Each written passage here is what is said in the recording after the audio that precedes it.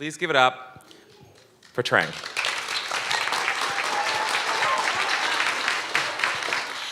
Hi, everyone. My name is Trang.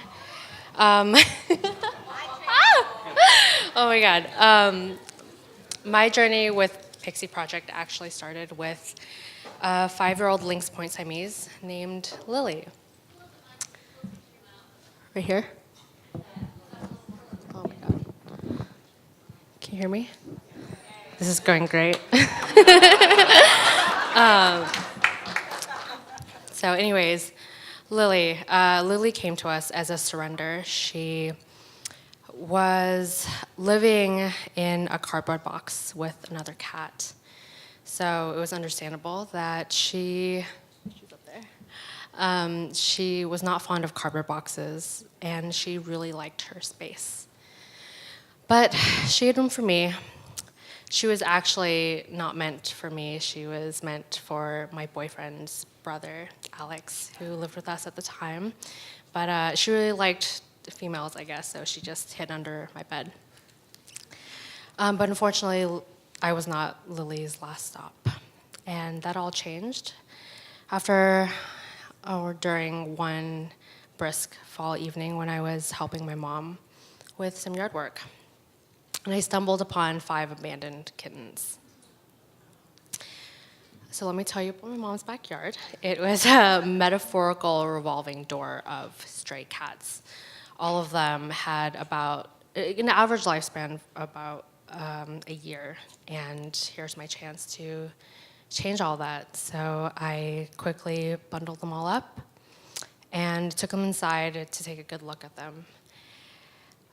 They were all severely malnutritioned, couldn't have been older than 2 weeks old. And not to gross anyone out if you're eating or drinking, but one particular black and white tabby had one of his eyes literally falling out of his head. And the other ones weren't doing so well with their eyes either. My mom ran around calling different shelters, but I only had one in mind because I lived across from the Pixie Project. So I called them, and there was a storm approaching, but Pixie didn't hesitate, and they hurried me to take them in.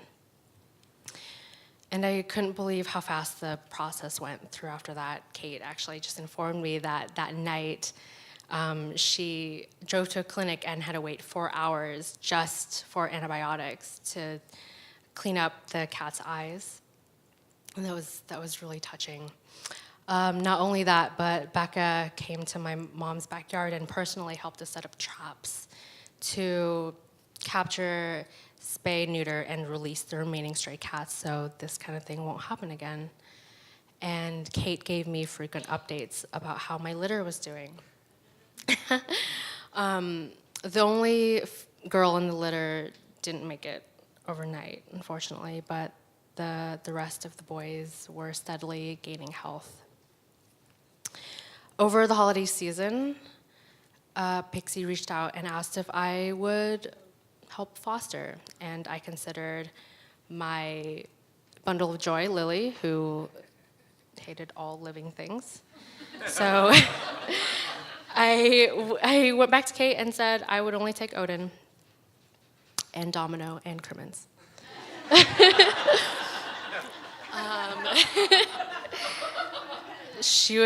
Lily was severely against the idea, and I didn't know what to do. So I went back to Kate, and I asked her if there was anything I could do to make her happy, and we decided that we should put her back up for adoption and keep her as a foster.